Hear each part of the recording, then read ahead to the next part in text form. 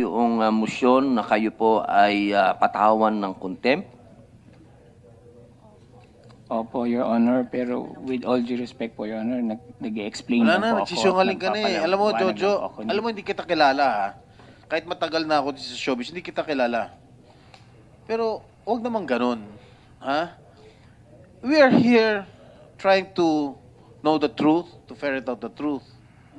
Eh pag patuloy ka nagsisungaling dito sa amin, talagang isa-side ka namin in contempt.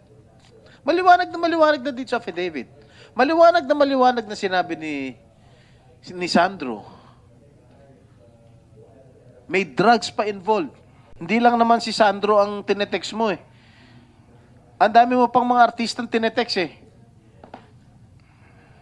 Baka makachamba ka eh.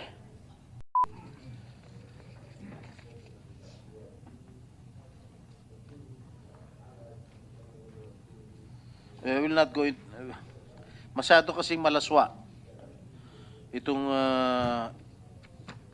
ginawa ko investigasyon. Masyado malaswa.